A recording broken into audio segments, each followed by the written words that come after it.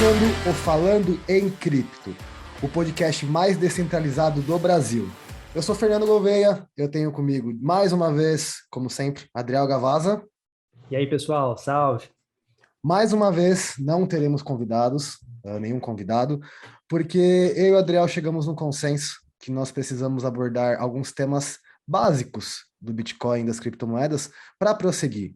Nós entramos num consenso que é extremamente importante para você que tem um interesse muito forte em entender o mercado cripto, entender o Bitcoin, saber o que a gente fala tanto, os fundamentos do Bitcoin não mudam, a inflação, não sei o quê. Então, para você entender, para você não ficar voando quando a gente fala disso, ou quando alguém que você segue, que fala de cripto, fala sobre fundamentos e tudo mais, vamos começar do começo. Eu sei que é o nosso 10º episódio, 10º ou 9º, deve ser o É o 10º, eu nono, acho. eu acho, né? Tipo, Nono ou nono ou décimo, 10º, né? mas já estamos alguns episódios adentro, e só agora vamos falar disso, mas agora nesse novo formato, óbvio, gente, a gente ainda vai trazer convidados, mas como vocês gostaram bastante do episódio de semana passada, que eu e o Adriel comentamos o que vinha acontecendo no mundo cripto, então, para a gente não ficar naquele negócio de, vamos sempre tentar um convidado, vamos falar sobre coisas realmente efetivas do mundo cripto, vamos comentar notícia quando tem para comentar. Apesar disso, eu quero só fazer um parêntese. ADA não rodou, como a gente esperava, né, Adriel? Eu precisava fazer isso. Dia 13, ontem... Subiu só que para baixo. Eu vi que você mandou, o Adriel mandou um meme no grupo de um foguete decolando para baixo, que é a ADA. Enfim, eu precisava fazer o comentário, gente. Você que defende Cardano, Rick, inclusive, Rick, volta aqui, volta. Você que veio no terceiro episódio, volta aqui agora, vamos conversar sobre Cardano agora que não deu autorização. Enfim, vamos começar o episódio agora de verdade, falando sobre os princípios. Primeiro, a gente não vai seguir um script, tá, gente? Não tem um script. Eu vou falando, o Adriel vai falando, a gente vai comentando a fala um do outro. E quando a gente achar que está o suficiente, a gente para, tá? Se no final você tiver alguma dúvida, sinta-se à vontade para mandar a sua dúvida para o Adriel, para mim, no perfil do Falando em Cripto, que vai ser um prazer te atender, tá? Para a gente começar a falar sobre os fundamentos do Bitcoin e sobre o Bitcoin, primeiro a gente tem que ter em mente o que é inflação. Afinal, o Bitcoin veio primeiramente, um dos primeiros objetivos do Bitcoin foi combater a ingerência do Estado com o dinheiro. Inflação nada mais é do que perca do poder de compra do dinheiro. O que causa a inflação, Adriel? A emissão de dinheiro desenfreada, Ou na descontrolada. literatura você vai entender como você vai ler como expansão monetária. Mas nada mais é do que a impressão desenfreada de dinheiro pelos governos. Sim, Beleza? sim. Temos esse conceito em mente. Vamos voltar para 1976, Áustria, Friedrich Hayek, no livro A Desestatização do Dinheiro. É um livro muito bom de se ler. Se você tiver interesse em se aprofundar mais no assunto, leia esse livro. O Hayek, que foi ganhador de prêmio Nobel de Economia, inclusive, ele, naquela época, ele já aborda como o Estado conseguia ter controle da população através do dinheiro. E ali ele traz a possibilidade, ele traz a necessidade de nós, população, fora do Estado, termos condições de criar uma moeda privada, que o Estado não tenha condições de tomar conta. Mas nós estamos falando de 1976. Naquela época não existia internet, ou talvez até existia, mas só para o exército, né, Adriel? Isso. Só para o exército. Provavelmente não Provavelmente. deveriam ter. E ele diz no livro: nós precisamos encontrar uma forma de criar uma moeda privada que o Estado não consiga controlar, só que, na nossa atual realidade, eu não consigo enxergar como nós podemos fazer Sim. isso. Vocês, no futuro, com as novas tecnologias, por favor, façam isso. Antes de eu passar a bola para o Adriel, em 99, o Milton Friedman, esse vídeo é muito famoso, o Milton Friedman ele preveu o surgimento do Bitcoin. Ele dizia sobre uma moeda digital, que seria de A para B e tudo mais. Esse vídeo também é muito legal. Eu vou deixar na descrição É incrível. do episódio esse vídeo do Milton Friedman. Se você não fala inglês, estuda, mas tem no YouTube, você consegue Tem colocar. legendado, é. Você consegue colocar a legenda em português. Beleza? Temos o conceito de inflação, temos a ideia que o Hayek trouxe em 76 no livro A Desestatização do Dinheiro, temos o vídeo do Milton Friedman, aliás, não falamos que é o Milton Friedman, né? Milton Friedman é um dos professores da Escola de Chicago, de Economia, um dos professores da ministra de Economia do Brasil hoje, senhor Paulo Guedes, que taxa até o seu ar que você respira. Próximo conceito. Vamos falar do surgimento do Bitcoin, André. Com você, por favor. Beleza. o surgimento do Bitcoin, a gente, como todo mundo sabe, ninguém sabe se foi uma pessoa ou se foi um grupo de pessoas, né, que criou o Bitcoin, mas eu acho que o conceito mais importante que o criador, né, os criadores pensaram era justamente achar uma forma de onde as pessoas pudessem transacionar uma moeda que não dependesse do Estado, né? Transacionar, criar-se um modelo, no caso seria um modelo de pagamento, né? Um modelo de pagamento peer-to-peer, onde não dependesse de um governo e fosse de uma forma. Por que isso? Porque daí você tira essa centralização, né? E passa a ser descentralizado. Você deixa de depender de um banco central, de uma instituição financeira, e você passa a ter uma moeda que ela é controlada no seu próprio protocolo, né? Na sua própria criação, e que é imutável. E quando você para analisar toda essa questão de inflação, a emissão de dinheiro desenfreado e tudo mais, o Bitcoin veio como uma excelente alternativa, porque é aquilo, foi projetado para funcionar daquela forma, seguindo o protocolo daquela forma, e não vai mudar. É matemática, é um algoritmo, é matemática. Ponto. Então, assim, veio realmente como sendo a alternativa que a gente precisava, a alternativa que o Milton Friedman no vídeo falava, a desestatização do dinheiro, como o Hayek falava. Eu fico imaginando, cara, quando você falou do vídeo, eu lembrei na hora que você falou, né? Imagina o Friedman no caixão lá, onde ele tá se tá já Eita comemorando porra, deu porque certo, deu caralho! certo, deu Os certo. meninos é brabo mesmo! Não tava falando besteira, funcionou. Porque é Ah, realmente isso, cara. É o que o Bitcoin é. perfeito. Vamos falar do surgimento do Bitcoin. A primeira vez que se ouviu falar na palavra Bitcoin, com o conceito real dele, foi em 2008. Existia um grupo, existia não, existe até hoje, um grupo de cyberpunks que são pessoas que trabalham com criptografia, e eles não tinham naquela época, eles até tinham, mas não usavam, meu fone caiu, MSN Messenger, Facebook, WhatsApp. Então eles Uhum. trabalhavam com listas de e-mails, onde eles trocavam informações. No final de 2008, mais ou menos, se não me engano, outubro de 2008, uma das pessoas dos cyberpunks que estavam na lista, com o codinome ou nome Satoshi Nakamoto, mandou um e-mail dizendo Bitcoin Peer-to-Peer Electronic Cash System. Caralho, eu até decorei. De tanto que eu já falei isso na Porra, mentoria, eu até decorei. porra. E ele, no corpo do e-mail, eu acho que eu tenho aqui. Aqui, ó. Para quem quiser ver, depois eu posso mandar.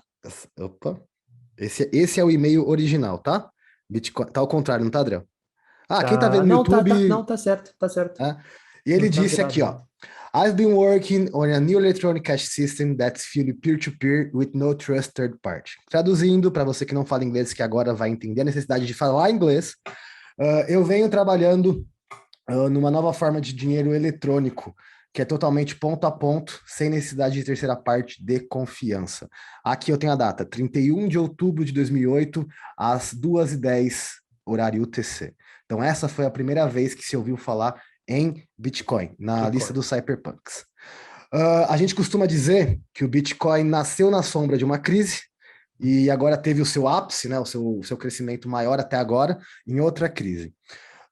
No dia 3, com data eu sou uma merda. No dia 3 de janeiro de 2009, Janeiro. 3 de janeiro de 2009, teve a mineração do primeiro bloco do Bitcoin. Mineração, Adriel, quer falar um pouco de mineração? Fazer só um parêntese? A Você que é mineração, programador? a mineração, ela basicamente, a gente pode colocar como dois conceitos, né? Que é, os mineradores são os nós da rede, as pessoas, né? Cada máquina que faz parte da blockchain, responsável por fazer o registro das transações e, ao mesmo tempo, fica ali tentando vários códigos matemáticos para descobrir, né? O código para o próximo Bitcoin, para fechar o bloco para poder receber o Bitcoin como recompensa. Então, são basicamente máquinas fazendo cálculos matemáticos. Isso. No dia 3 de janeiro de 2009, nós tivemos a mineração do primeiro bloco do Bitcoin, e nele tinha a mensagem que era a capa do jornal The Times. Eu devia ter colocado isso no computador para compartilhar a tela, seria mais bonito, né? Seria mais organizadinho. Mas para quem está Tá vendo bom. no YouTube, quem não está vendo no Spotify, tá aqui. Essa foi a capa do jornal que saiu no primeiro bloco. Isso aqui é tudo da minha mentoria, tá, gente? Eu tô dando, olha, coisa da minha mentoria que eu tô mostrando aqui. Meus alunos, desculpa, gente, tô compartilhando porque tem que ser compartilhado. Mentira. Esse foi o primeiro bloco do Bitcoin. Aqui perto do meu dedão, para quem tá vendo, para quem não tá vendo no YouTube, depois vai no YouTube para ver. Aqui no meu dedão a gente tem a mensagem que foi criptografada junto com o primeiro bloco, que fala sobre a matéria do The Times, que o chanceler já estava salvando os bancos pela segunda vez devido à crise de 2008.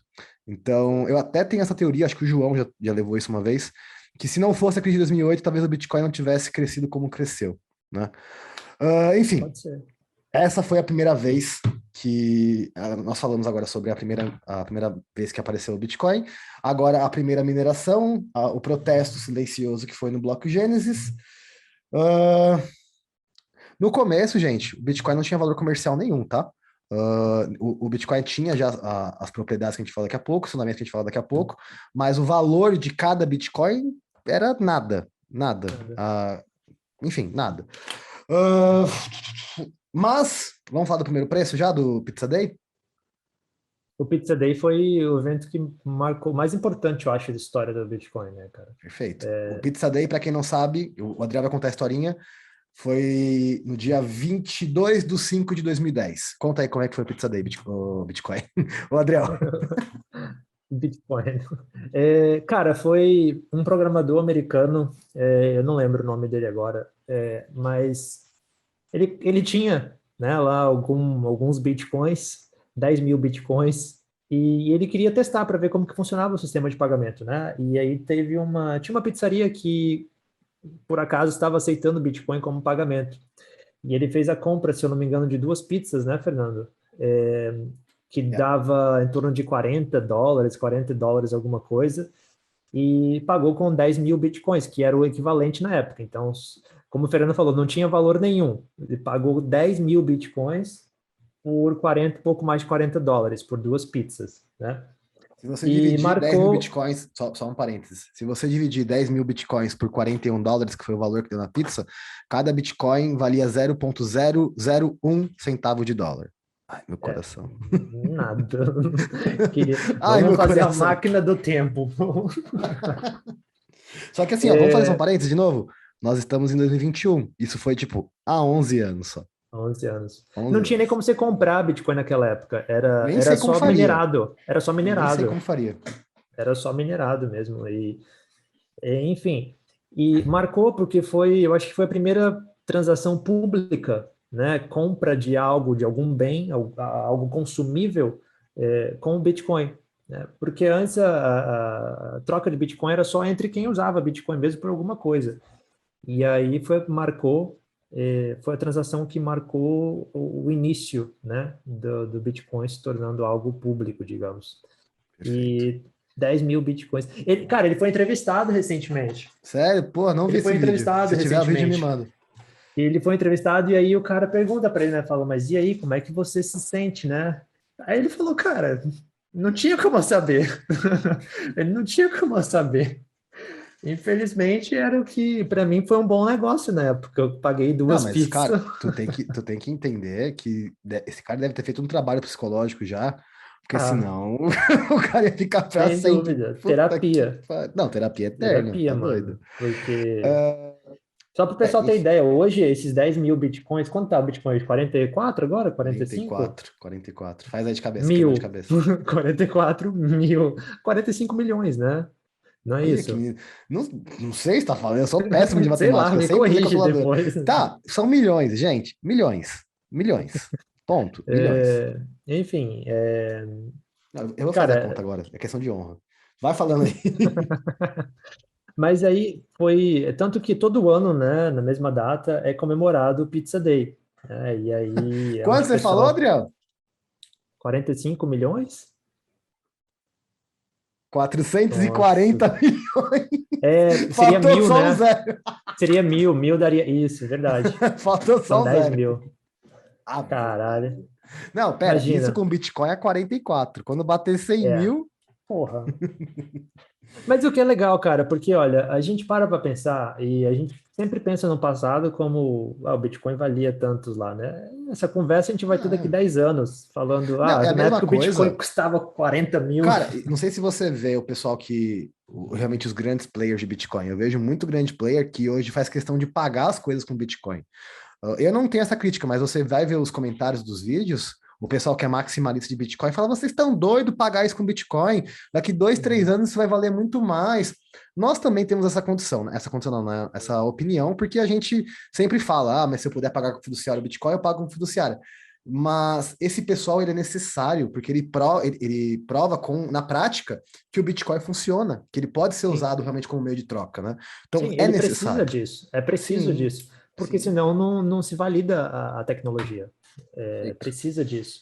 perfeito. Se vai vingar para se tornar moeda, aí já é uma outra história, mas que precisa Se você quer disso, saber a nossa precisa. opinião sobre o Bitcoin como moeda, se você não escutou ainda, você volta lá no episódio 1 e 2, e também, se quiser, no episódio com o Rossello, onde até o Rossello fala sobre a opinião dele, e é muito importante você saber a nossa É, opinião. Não vou falar para você ir lá lá e escutar, tá bom? exato, exato. Falamos do Pizza Day, eu gosto de comentar bastante sobre realmente quando, para mim, tem duas fases do Bitcoin que realmente dá um estalo.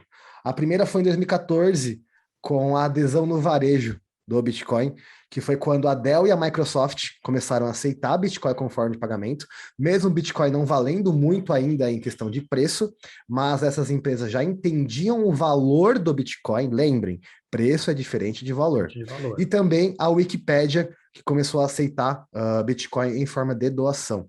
Então, aí em 2014 foi quando, pô, se esses caras começaram a aceitar, isso tem algum valor. Mas o real boom do Bitcoin, boom de entenda para investimentos, foi quando a BlackRock, a Grayscale e a MicroStrategy começaram a investir em Bitcoin. Inclusive, o Adriel me mandou hoje, a MicroStrategy reforçou a posição de Bitcoin hoje, né?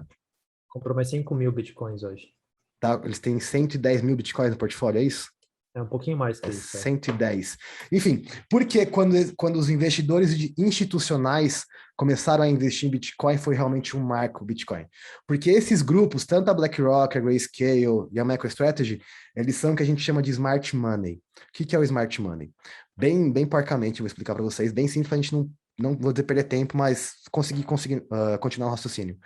Quando esses caras investem em algo, porque são os melhores investidores, os melhores gestores do mundo, muita gente só vai e copia. Porque se esses caras que são os melhores do mundo estão investindo nisso, isso tem algum valor. Eu vou investir também. Então, muita gente, quando a MicroStrategy, a BlackRock, a Grayscale começou a investir em Bitcoin, foram no embalo. Então, foi um momento em que o Bitcoin realmente teve um investimento um pouco maior, teve mais pessoas investindo em Bitcoin. Então, esses são dois momentos da história até agora. Mudou o cenário, né? Mudou o cenário. São dois momentos que eu considero essenciais para o Bitcoin também, que foram quando as grandes empresas, os grandes investidores institucionais enxergaram o valor do Bitcoin. Só para reforçar para vocês também, gente, para você que está assistindo a gente, o Bitcoin ainda não está precificado no seu real valor. Então não ache, tá caro, não vou entrar agora porque tá caro. Não tá caro. Daqui 10 anos você vai olhar e falar: caramba, se tivesse 44 agora, eu daria meu rim por um. Eu garanto Uhum. isso, né, Adriano? Não, sem dúvida, sem dúvida. Eu falo isso também pro pessoal, que eu falo, cara, daqui 10 anos a gente vai estar tendo a mesma conversa que a gente tem hoje sobre 10 anos atrás. E quando é interessante, legal que você falou isso do investidor institucional, porque mudou o cenário, porque antes você tinha pessoas físicas comprando, e a gente sabe que pessoa física se comporta diferente do que um investidor institucional. A pessoa física, ela compra e vai vender logo depois, se ela compra e vê caindo, ela se desespera e vende, e com isso deixa o ativo mais volátil. Quando entra a parte de instituição, esses caras, eles têm muito mais, como é que eu vou dizer? Conhecimento e capacidade de colocar o dinheiro lá, investir o dinheiro visando para o longo prazo. Isso, então, por exemplo, a MicroStrategy agora é a empresa pública, né, que mais detém Bitcoin, se comparado com todas as outras empresas juntas, inclusive. Hoje eles têm, como se for mais de 100, um pouquinho mais de 110 mil Bitcoins. E mudou o cenário, porque antes, quando você olha, né, isso já, você que está estudando análise on-chain, Fernando, isso vai ser legal pra caramba para você. É muito diferente o cenário antes, disso do que agora quando tem essas instituições. E com a adesão de mais instituições, né, ao Bitcoin, é onde a tendência continua a ser de um cenário mais promissor. Porque tem Então, a mais... gente, até eu e você, a gente conversou em off sobre isso, né? Vou trazer aqui à tona a minha opinião sobre isso. Eu não gosto desse, por exemplo, é muito bom, como o Adriel falou e a gente trouxe aqui, ter esses investidores institucionais, só que eu não gosto deles terem uma posição muito grande. Vou explicar por quê para o pessoal. O Adriel concorda e discorda em alguns pontos, mas é que eu sou muito, tipo, maximalista de Bitcoin, né? Quando o MicroStrategy ele tem 110 mil Bitcoins, ele tem um poder de manipulação no mercado muito grande. Porque se o fundo precisa de liquidez, ele vai liquidar o ativo que tem mais liquidez. E querendo ou não, o ativo com mais liquidez de qualquer portfólio hoje é o Bitcoin hoje. O Bitcoin tem uma liquidez absurda, mais que qualquer ação de qualquer empresa, mais que ouro, mais do que seja. Então, se... como é o nome do cara da MicroStrategy? Eu não lembro agora. Michael Saylor. Michael Saylor. Se ele precisar de liquidez para o fundo dele, ele vai se desfazer do preço dos bitcoins. E isso vai fazer com que o Bitcoin vá lá para baixo. Isso não muda os fundamentos do Bitcoin. Ele só é uma puta de uma grande baleia. Isso pode influenciar momentaneamente no preço do Bitcoin, que pode causar desconfiança do ignorante, do cara que não realmente entendeu os fundamentos, que pode atrapalhar um pouco e atrasar um pouco a evolução do ativo. Então, essa é a minha opinião sobre termos investidores com uma posição muito grande de Bitcoin. O Adriel com certeza vai falar o que ele me argumentou, que ele é também um maximalista de Bitcoin e que ele fala que não vai se desfazer da posição. Só que, gente, eu sou aquele cara É empresa, né? É empresa. Se ele precisar No de final do liquidez, dia, ele ele é uma vai se desfazer. empresa. O que eu acho, assim, sobre o Michael Saylor especificamente, porque hoje ele se tornou, se não o maior, um dos maiores evangelistas de Bitcoin, né? É ele e o cara do Twitter, né? Os dois. Exato, exato.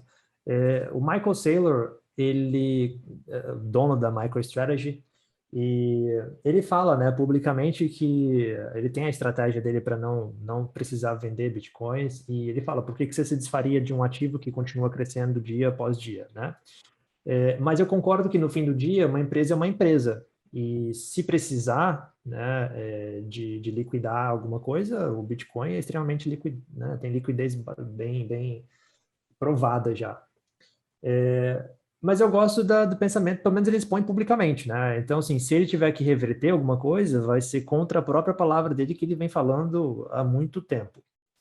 Mas, realmente, os grandes players, eles têm uma influência grande no mercado. Mas o grande lance do Bitcoin que eu acho muito importante é que, novamente, o Bitcoin não tem amarras, tá? Então, pode acontecer de alguma coisa que esses caras façam ou digam, influencie o Bitcoin no curto prazo, sim, mas no longo prazo daqui 10 anos ninguém lembra mais quem é Michael Saylor, entendeu? Se alguma coisa acontece hoje por conta dele. O Perfeito. Bitcoin vai continuar vivendo. Bom, antes da gente falar dos fundamentos do Bitcoin, vamos fazer um resumo até agora.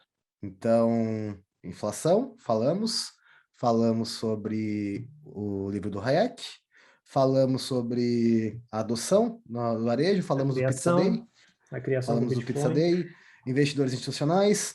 O Bitcoin foi criado em 2008 por Satoshi Nakamoto. Quem é Satoshi Nakamoto? Não sabemos, apesar de a gente ter desconfiança de quem seja. Definição do Bitcoin: Peer-to-Peer Electronic Cash System. Dinheiro eletrônico ponto a ponto. Beleza.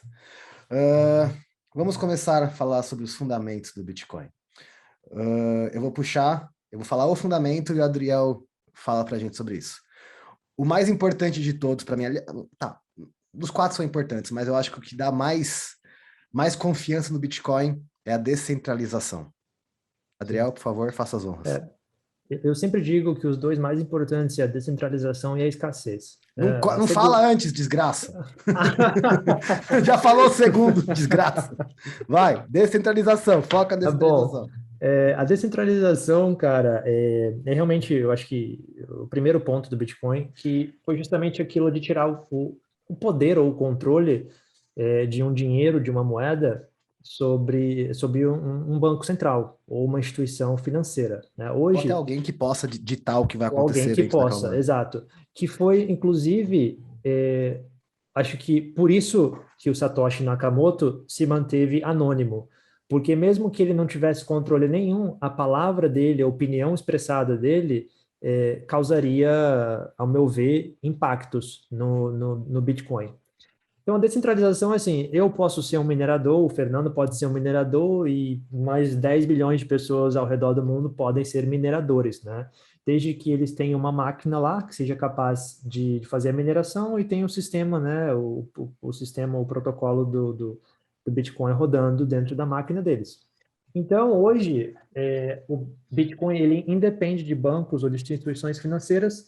A única limitação hoje ainda do Bitcoin é a internet, né? Porque a gente precisa da internet para rodar né, o Bitcoin. Perfeito. Então, isso é a descentralização. Para resumir a descentralização, gente, isso quer dizer que o Bitcoin não tem um dono e que não existe um servidor central. Se você quiser atacar o Bitcoin, você não consegue atacar diretamente. Você teria que achar todos os computadores que rodam a blockchain, que rodam o programa do Bitcoin, para conseguir atacar. Isso é financeiramente extremamente inviável de fazer. Não tem o número de quantos computadores estão rodando o Bitcoin, a rede do Bitcoin hoje, porque esse número só aumenta, mas são milhares. Tanto que a China não conseguiu. A China tentou, Não a consegue. Turquia tentou, a Nigéria tentou e não consegue. Isso Não que é o consegue. legal, porque a China, por exemplo, né, baniu a mineração, né, ou tá tentando banir a mineração. O que que acontece? Existe os mineradores institucionais também, que são empresas propriamente falando, minerando.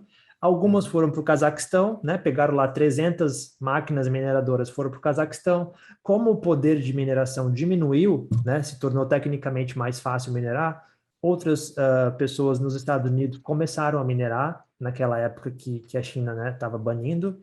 Então, assim, isso é o poder da descentralização. Você tem várias pessoas ou instituições trabalhando em prol da mineração do Bitcoin em diversas partes do mundo, né? Perfeito. Fechamos descentralização. Vamos para o segundo, que o Adriel, filho da mãe, já deu. O que é? Segundo, e tão importante quanto, escassez. Se a gente falou que a inflação é a perca do poder de compra do dinheiro via a impressão desenfreada do dinheiro, quando você tem algo escasso, você distribui todo o valor inerente do dinheiro em algo que é escasso, algo que não vai se redistribuir com o tempo. Lembrando da descentralização, que ninguém consegue mudar isso, até porque a matemática no protocolo do Bitcoin limita a mineração de unidades de Bitcoin em até 21 milhões de unidades. Perfeito, Adriel? Perfeito, A perfeito. mineração do Bitcoin não está programada, né? Mas pelas contas que a gente faz, vai até 2140. Por que vai até 2140 se a gente tem mineração que recompensa o minerador com certos bitcoins a cada por bloco minerado? Devido ao efeito dos halvings. Adriel, o que é um halving? Conta pra gente.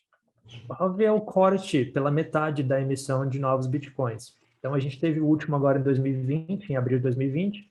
Atualmente, a gente pode minerar 900 bitcoins por dia, um Isso bloco de dando bitcoin a cada... 6,25 a cada 10 minutos? Isso, um bloco a cada 10 minutos. E daí, em 2024, em abril de 2024, a gente vai ter um novo halving, que novamente vai cortar, né, pela metade a emissão de bitcoins, passando a ser 450, que é o Ou que faz 3,12 por bloco minerado. isso, que é o que faz o controle, né? Justamente o oposto do que a gente vê com a moeda fiduciária. O E aí a Bitcoin. gente chega no terceiro fundamento do Bitcoin, que a escassez e esse terceiro, eles meio que se interligam, porém são fundamentos diferentes, certo? Qual que é esse terceiro, Exato. Adriel? É o deflacionário, né? Na questão dele ser Deflacionário, o deflacionário. contrário de inflação. Vamos lá. Isso. Se a inflação é a perca do poder de compra do dinheiro, a deflação é o ganho do poder de compra com dinheiro. Devido a, primeiro, essa escassez que a gente tem de bitcoins, e uma outra coisa que causa a deflação, óbvio, os halvings também, que o Adriel acabou de contar o que é o halving, mas tem um outro efeito que causa ainda mais deflação no Bitcoin que não estava programado, mas que acontece, que é a perca de Perca. bitcoins. O que causa a perca de bitcoins? Isso, eu na mentoria eu gostava de falar, eu não falo mais, quantos bitcoins estão perdidos. Porém, a gente não consegue ter mais essa certeza, porque tem muita carteira de 7, 8, 9 anos atrás que está se reacendendo agora, que o pessoal estava guardado. O que é isso? O que a gente fala? O que é esse efeito que a gente fala para a gente explicar já? que é a perca dos bitcoins? Pessoas que compram bitcoins, colocam em carteiras e não deixam a senha para nenhum parente, então eles morrem e os bitcoins acabam morrendo com eles. Pessoas que colocam as carteiras, os bitcoins em carteiras e perdem as senhas das carteiras, ou perdem as carteiras. Um caso muito famoso, acho que até o mais famoso do mundo cripto, é de um programador de inglês, que ele tem 7.500 bitcoins num HD externo, e ele simplesmente jogou esse HD externo fora, porque na época, acho que 2011, 2012, não valia nada, e ele tá até hoje. Gente, esse caso passa na TV direto. Ele tá até hoje no lixão procurando esse HD externo dele. Até hoje. Triste, não é exagero. Eu estaria pior. Eu estaria mergulhado no lixão, filho. Eu estaria mergulhado no lixão. Ou mergulhado no lixão ou mergulhado no litrão, né? Então tá, falamos da descentralização, falamos da escassez, falamos da deflação. O quarto, seria quarto e quinto fundamentos do Bitcoin, só que eles estão interligados. Seria transparência e privacidade. Da mesma forma que o Bitcoin é transparente, o que a gente quer dizer quando a gente fala em transparente? Você consegue consultar todas as transações que ocorreram no Bitcoin, desde a primeira lá no bloco Gênesis, você consegue ver quantos Bitcoins foi da carteira A para a carteira B, só que pela privacidade, que o Adriel vai explicar o que é privacidade, você não consegue identificar qual é a carteira A e qual é a carteira B, aonde está e de quem é a carteira A e a carteira B. Adriel, conta pra gente como que se dá a questão da privacidade nas carteiras do Bitcoin e na blockchain.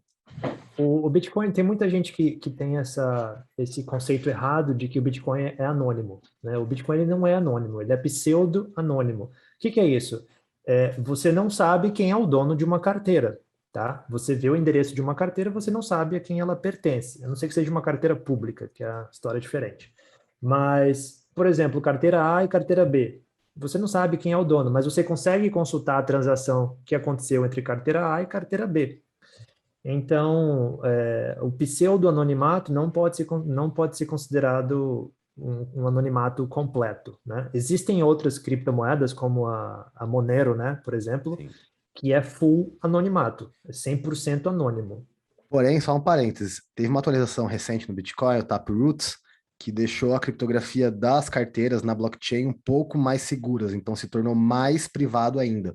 Óbvio, se você quiser saber mais sobre isso, procure um programador, um cara que pode te explicar melhor, que aí, ou até, tem uma aula muito boa, vou acabar fazendo merchan aqui, não tem como, no Crypto Mentor, tem uma aula muito boa do leque do João, só de Taproot, que você conseguiria entender qual foi a atualização, como aconteceu. A gente precisaria de no mínimo 1 hora para explicar essa atualização. Porém, resumindo, com o Taproot, essa criptografia, esse pseudo-anonimato do Bitcoin, das carteiras, se tornou um pouco mais anônimo. Não tanto quanto a Monero, mas um pouco mais. Segue aí para nós. Foi bem recente, a Taproot foi alguns poucos meses atrás que saiu essa atualização. Então, é justamente isso. O Bitcoin ele é pseudo-anônimo, né? Mas as carteiras, as transações, como o Fernando falou, você consegue fazer a identificação. O que é bem interessante, né? Porque, bom, já ia falar um outro conceito do Bitcoin. Fala aí, pode falar. Que é a parte de segurança e a parte de imutabilidade, né? O que é a imutabilidade? Uma vez que fez o registro, se tornou público, já era. Não tem como ser desfeito, não tem como ser modificado, e está lá para todo mundo poder consultar, né? Qualquer um que tem acesso à rede poder consultar. O que dá a confiabilidade do ativo, essa parte de ser imutável. E eu acho que o próximo que você vai falar é a parte de segurança, né? Então já seria o último que eu falaria, segurança. Nada melhor que um cara que trabalha com TI falar sobre segurança de algo computacional. Adriel, por favor. Hoje, uma das coisas mais importantes do Bitcoin e que as pessoas criticam mas a segurança, né? Não pode ser hackeado. O poder computacional hoje, que o Bitcoin tem hoje, é muito grande, né? Quando você conversa sobre a parte de hacking, você precisa ter, no caso hoje, para comprometer a rede do Bitcoin, seria muitos e muitos e muitos milhares de computadores para poder conseguir tentar fazer isso, mas também a partir do momento que esses computadores entram na rede, eles passam a ser outros nós da rede, aumentando ainda mais. O nome disso, se você quiser procurar e estudar, é ataque de 51%. Eu tenho um post Isso, no meu Instagram, caso você queira ler mais sobre isso.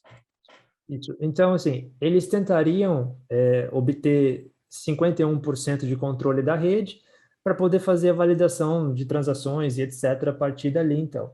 Mas tem a questão de que quando a blockchain ela funciona como uma caixa, várias caixas, né, uma na frente da outra. Para você poder alterar uma caixa, você precisa ver o que aconteceu na caixa anterior e daí na caixa anterior, isso, né? E assim vai. Uhum. Então, seria impossível você fazer um comprometimento hoje de uma transação aqui, porque ela não seria compatível com o que aconteceu antes. E ela seria, obviamente, descartada da rede. Então, o Bitcoin tem uma segurança muito grande por conta do poder computacional hoje e por conta da forma como a blockchain funciona, né? Lembrando, não, hoje, também do ponto de vista financeiro, seria por que atacar o Bitcoin, né? Do ponto de vista financeiro. Você traria o ativo, né? Tecnicamente, se você conseguisse comprometer a segurança, você despencaria o preço do ativo. Isso é interessante para quem? Eu Pra enxergo, até trouxe esse quem? argumento, o único ser que poderia pensar nisso seria o Estado, tentando o Estado se proteger da ameaça que o Bitcoin faz à hegemonia do dinheiro estatal, do dinheiro fiduciário. Então, só que isso ele faria com dinheiro provindo de impostos do cidadão. E nenhum Sim, cidadão aceitaria ser gasto bilhões, acho que seria, já cheguei na casa dos trilhões de dólares, bilhões, trilhões para fazer isso. facilmente, Então, essa possibilidade ela não existe, tá, gente? Não. No facilmente. começo existia a possibilidade, seria uma forma de matar o Bitcoin, bem no começo, tipo 2009, 2010, Uhum. mas hoje com o número de nós que estão rodando a rede, é impossível. E a Impossível. parte da criptografia também, né? Não vou entrar muito em detalhes da criptografia, porque é um assunto muito técnico, mas existe a discussão de que, agora que está tendo a parte de computação quântica, né? Muito poder computacional, o Bitcoin, a criptografia do Bitcoin poderia ser comprometida, mas ao mesmo tempo que a criptografia, desculpa, a computação quântica avança, a parte de criptografia quântica também avança. Na mesma Então, proporção. a mesma proporção. Então, eu imagino que, conforme isso vai avançando, que vai levar anos ainda, tá, cara? A gente está no começo de computação quântica. Vai levar anos ainda para que isso se torne algo mais normal. Não, e Vai avançar. um argumento que, desculpa te cortar, mas é só para a gente fazer o parênteses. Um argumento que eu já vi várias pessoas fazendo, e eu concordo plenamente, se você tem um computador quântico que conseguiria atacar qualquer rede no mundo, você atacaria a rede do Bitcoin ou a do governo dos Estados Unidos, do governo de algum estado que você queira É, foder? exato, Entende? exato. Então, assim, e mesmo se o governo, né, ou grandes empresas quisessem atacar, por exemplo, a Google, que tem um computador quântico, né, quisesse atacar o Bitcoin hoje, não, como é que eu vou dizer isso? Por quê? Primeiro, por que que ela faria isso com o Bitcoin, né? E o poder computacional que isso exigiria, porque a computação quântica ela não é barata. Tem esse porém, ela não é barata. Então, o uso dela não pode ser assim, vamos fazer isso aqui hoje. Não dá para ser assim. A computação quântica ela é usada bem planejadamente. E então, assim, Você gastaria dinheiro para ganhar dinheiro, e gastar dinheiro com isso não traria retorno nenhum para o Google, no exato. caso. Exato, exatamente. Do ponto de vista financeiro, não é interessante. E também a gente vai avançar com criptografia quântica. Então, acredito que lá para frente, daqui a anos, as atualizações que a gente tem no protocolo do Bitcoin vai englobar a parte de criptografia quântica, Perfeito. sem dúvida. Esses são os fundamentos que a gente fala tanto, que você vai ver eu, Adriel ou qualquer maximalista de Bitcoin falando, enquanto os fundamentos não mudarem, eu estou firme e forte com o Bitcoin. Esses são os fundamentos. Então, se você quiser entender, se você realmente entendeu esses fundamentos, você provavelmente vai confiar tanto no Bitcoin quanto nós. Uh, Acho interessante também, Adriel, a gente falar o que determina o preço do Bitcoin, né? Que a gente fala dos Uhum. fundamentos, e não vamos ser hipócritas, como a gente já falou várias vezes aqui. Quando as pessoas entram em Bitcoin pela primeira vez, elas entram visando lucro. Depois elas se encantam com toda a liberdade que o Bitcoin traz, mas não vamos ser hipócritas aqui. Nós, desde o princípio, trazemos a verdade e continuaremos na verdade. Então, você que ainda está engatinhando no Bitcoin, vamos entender o que precifica o Bitcoin, o que faz a volatilidade do Bitcoin acontecer. André, o que determina o preço do Bitcoin?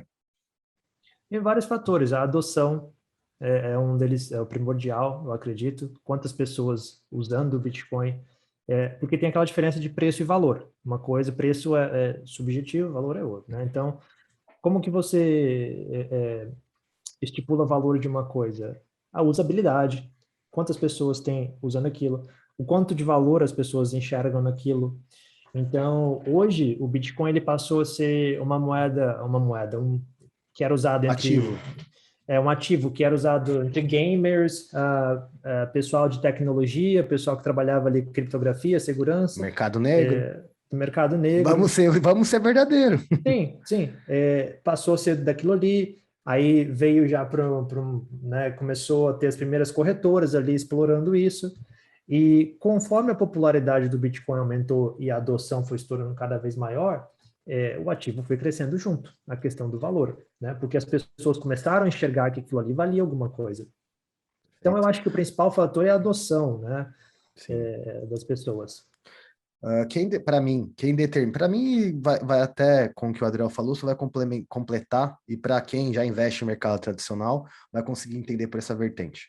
O que determina o preço do Bitcoin é o mercado, oferta e demanda. Quanto mais pessoas querem o Bitcoin, por ser um ativo escasso, mais caro ele fica. Se o Bitcoin está mal precificado, no caso, ou se enxergam que o valor no momento não é tão grande, ele cai de preço porque mais pessoas estão dispostas a vender o Bitcoin. Então, o Bitcoin é um Uhum. ativo que quem determina o preço dele é o mercado, não tem uma tabela de, Bitcoin vale tanto. Não, o Bitcoin tem um potencial de valorização, porque, como a gente já falou várias vezes, preço é diferente de valor. Entendam isso, tenham isso muito nítido na cabeça de vocês. Preço é diferente de valor. Menos de 2% do mundo usa cripto hoje. O Bitcoin hoje na casa dos 44 mil, imagina quanto 10% do mundo usa Bitcoin, quando 20% do mundo usar Bitcoin, quando 50% do mundo usar Bitcoin. E isso não é ser maximalista de Bitcoin, isso é a tendência, tá, gente? Tem até um episódio, eu devia ter pego o episódio, escutado o episódio de novo hoje, que o Adriel me comentou que é muito legal no podcast do Bruno Perini, nos Os Sócios, que eles falam sobre o futuro do dinheiro e eles trazem a teoria do expansionismo, das novas tecnologias, novas coisas, que eles explicam isso, a adoção da coisa, como que cada coisa traz. Se você quiser Sim. escutar e entender essa teoria, podcast Os Sócios, episódio O Futuro do Dinheiro.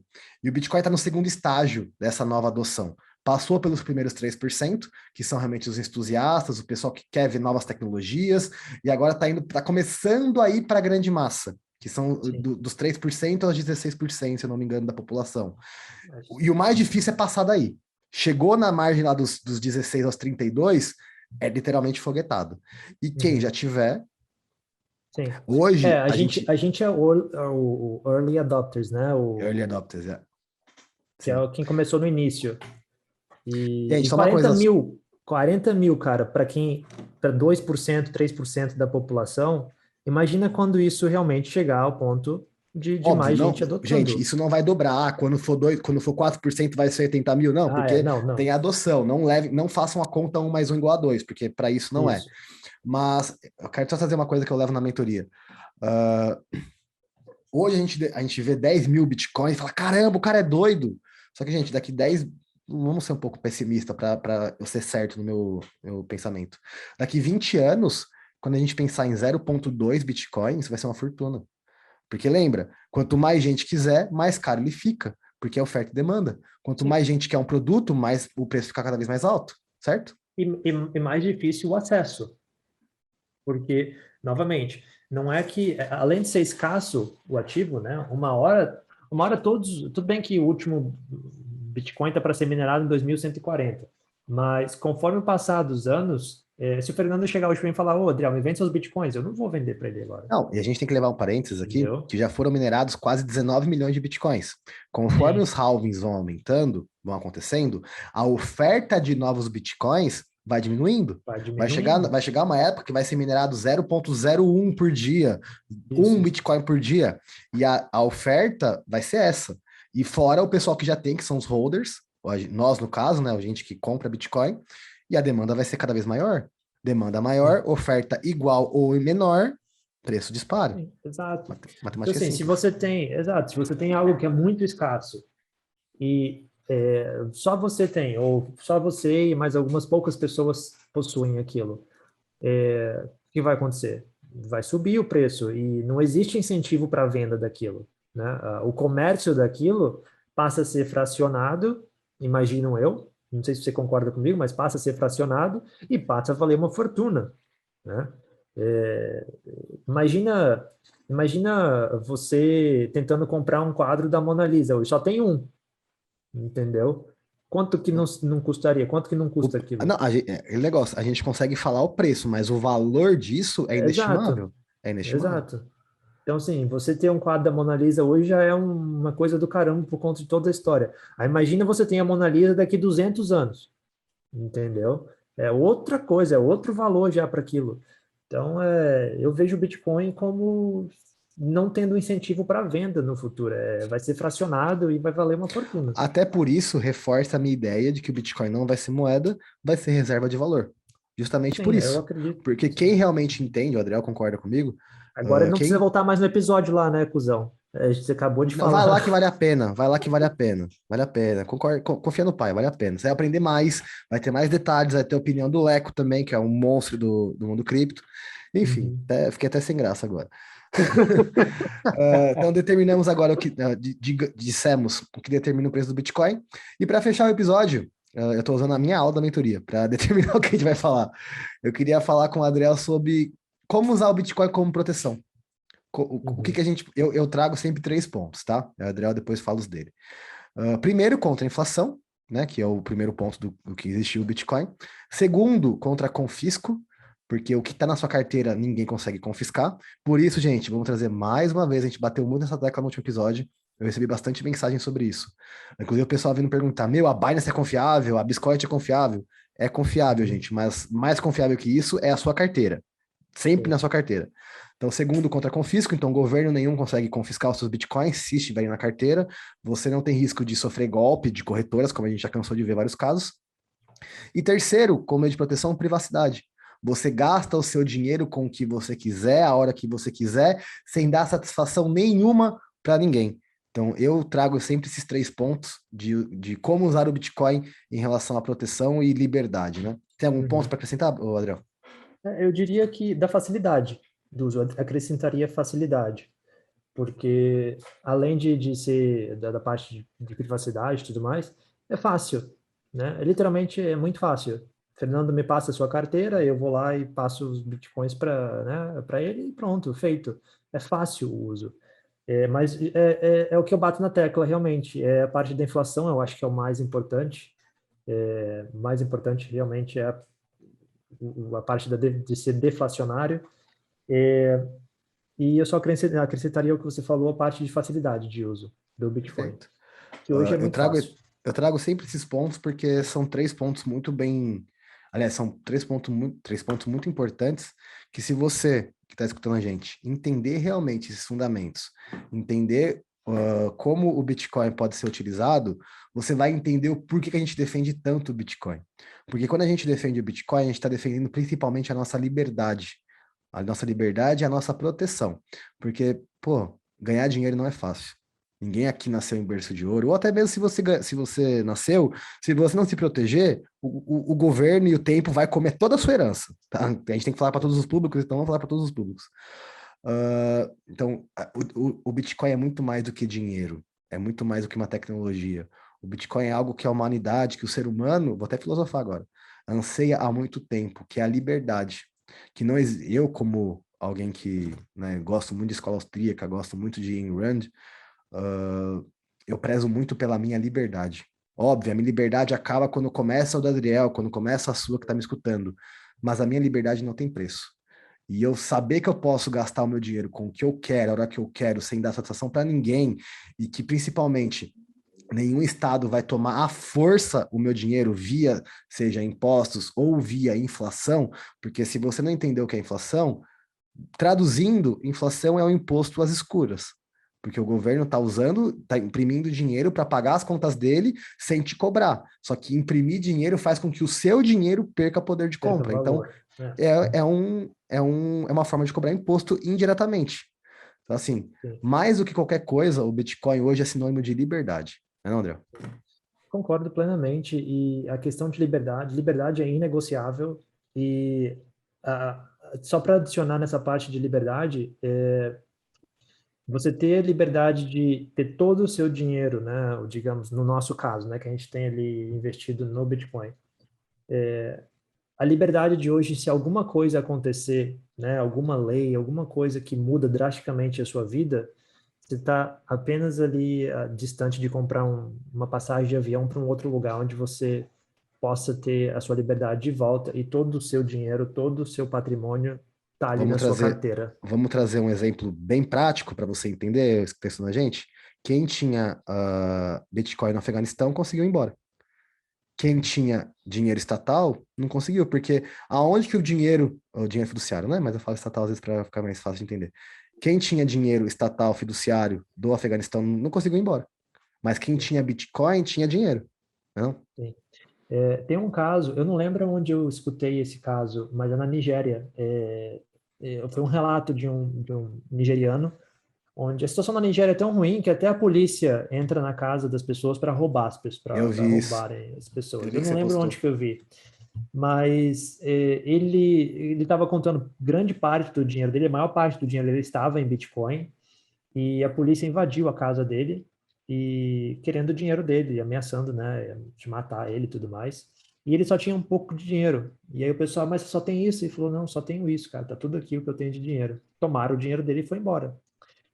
E aí ele falou, se eu não tivesse o meu dinheiro todo, a maior parte do meu dinheiro em Bitcoin, eu teria perdido todo o meu dinheiro ali, entendeu? Então a Nigéria, só para quem não está por dentro, tecnicamente é banido o Bitcoin lá, a corretora não pode operar, né, na Nigéria, mas a Nigéria é o terceiro país, se eu não me engano, com maior número de transações de Bitcoin, Se eu porque não é me feito engano, ponto se eu a não me ponto. engano, hoje 98% da população da Nigéria usa Bitcoin. Se eu não me engano, acho que esse é o dado. Porque não se pode confiar no governo, não se pode confiar nos bancos, não se pode confiar na própria polícia, não se pode confiar em nenhuma instituição na Nigéria, mas se pode confiar no Bitcoin. E o Rick falando que a Cardano veio para solucionar os problemas da África. Eu precisava soltar essa. O Para quem não O Rick escutou, escutar por esse favor, se episódio. você quiser, manda esse corte pro Rick, que eu não vou mandar, senão ele vai ficar puto comigo. Adriel, gostei muito desse episódio, do formato que a gente fez ele. Achei que ficou muito, muito, muito legal. Para você que está escutando a gente, se você quiser que a gente traga algum tema específico, não só sobre Bitcoin, sobre alguma altcoin ou até shitcoin, se você achar relevante, mande para a gente nos comentários, manda você. Muito obrigado, você que dá o feedback para mim, você que dá o feedback para o Adriel. Isso é extremamente importante. A gente não tá sem buchitagem. Se a gente ganhar um patrocínio amanhã, vai ser muito bom. Mas a nossa Uhum. principal missão com o podcast aqui é levar conhecimento. É quando a gente traz algum convidado, é trazer uma opinião diferente, trazer uma ideia, uma visão diferente do Bitcoin. E tanto o Sim. episódio passado quanto esse é para realmente educar. Porque quanto mais gente conhecer e entender o Bitcoin, o mundo cripto e tudo que ele traz, principalmente que a gente falou agora sobre liberdade, melhor, todo mundo ganha. A população, a sociedade ganha com a liberdade, né, André? Não, sem dúvida, cara. Eu acho que é a principal missão. E você tocou no ponto importante. Se alguém quiser falar sobre shitcoin, cara, a gente pode discutir aqui também e dizer o porquê que a gente, por exemplo, não põe dinheiro em Dogecoin, não põe dinheiro em Shiba, nessas coisas. Explicar realmente os fundamentos do porquê não fazer isso, né? Eu vou fazer assim, ó. A gente sempre grava o episódio na segunda-feira. E eu e o Adriel, porque a gente sempre pregou um para o outro de não seguir roteiro, de tentar fazer com que os episódios sejam coisas naturais, como se fossem literalmente, que é o que a gente é, amigos conversando sobre coisas que a gente defende, que a gente gosta. Para quem não conhece, só um parênteses bem, bem curtinho. Eu e o Adriel, a gente se conheceu por causa do fisiculturismo. E hoje a gente está muito mais amigo, muito mais próximo devido ao Bitcoin. Justamente pela ideia ser muito próxima, ser muito bater muito a ideia. A gente já era amigo, a gente tinha uma certa liberdade, a gente conversava muito. E eu fui treinador do Adriel por um tempo, mas o Bitcoin realmente uniu. Eu digo que o Adriel hoje é um dos amigos mais próximos que eu tenho. Tipo, e a gente nunca se viu pessoalmente. A gente vai se conhecer Verdade, esse ano. Tipo, e aí? verdade. O Bitcoin proporciona isso. Além de toda a liberdade, traz, tipo, cria laços. Sim. É muito importante isso. Mas o que eu vou fazer para resumir? Na segunda-feira que vem, eu vou abrir uma caixinha de pergunta no perfil do Falando em Cripto. Se você quiser falar sobre algum assunto, quiser que a gente traga algum assunto, manda lá pra gente. no Falando em Cripto, ou se até lá, se agora escutando esse episódio, você teve alguma ideia, tem alguma curiosidade, de novo, manda para Adriel, manda para mim, manda lá no Falando em Cripto, deixa nos comentários do YouTube, a gente vê tudo, tudo, literalmente tudo, tá? Porque, como eu falei, a gente não está aqui para falar do que a gente quer, a gente está aqui para educar, para passar informação boa, para evitar que você amanhã caia em pirâmide que usa Bitcoin como desculpa, que usa toda a volatilidade e ganhos que o Bitcoin traz para ganhar dinheiro em cima de você. Enfim, o que a gente quer no final é propagar a ideia de liberdade e de proteção. Exato. Acho que é isso, cara. Você colocou perfeito. Acho Quase que com isso ensaiado a isso aqui. gente. Com isso, tem um teleprompter ali na frente ali que você Na tá minha lendo frente. tudo. Não, a gente tem que A encerrar também que o Desirê tá Adriel... ali segurando as plaquinhas. Ó, o supino aqui segurando.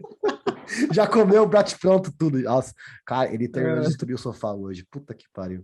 Meu Ai, Deus, caralho. cachorro não tem limite. Pra quem não conhece, Supino é meu cachorro, o English Bull Terrier, que tem um satanás no corpo, aquele cachorro. Ele é o amor da minha vida, mas, meu Deus do céu, eu não posso deixar ele sozinho 5 minutos, Ai, que ele caramba. destrói o mundo.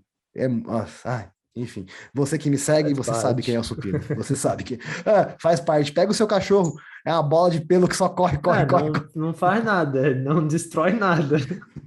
Nem tem boca Ele para destruir nada aquele cachorro seu. não tem nem força para destruir nada. Mas Gente, é isso aí, gente. Olha, obrigado né? Vocês vão escutar a gente, assistir a gente no YouTube aí. Muito obrigado pelo suporte que vocês dão para a gente e pelo feedback.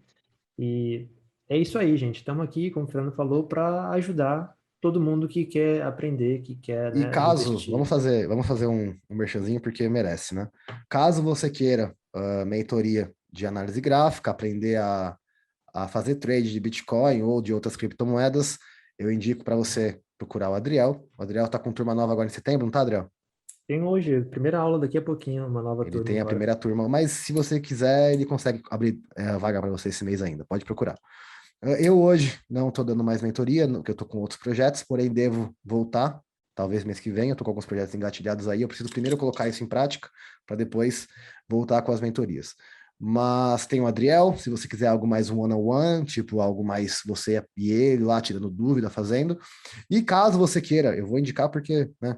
Se você quiser, tem o Cripto Mentor também, que é onde a gente vê mais aulas sobre altcoins, tem debates, e enfim, é uma comunidade muito legal da parte de criptografia de Bitcoin e altcoins, tá? A gente tem que falar de todo mundo, porque o mercado tá aí para todo mundo, então se a gente fala sobre liberdade, vamos ter liberdade nisso. Você, como consumidor, você conhece o Cripto Mentor, você conhece o Adriel, você conhece o que couber mais na sua realidade, o que você gosta mais, você opta por fazer escolha, e caso você queira, né? Eu até tô até me enrolando para não tentar obrigar ninguém a comprar nada. Vai lá, conhece o Sim, Adriel, sim.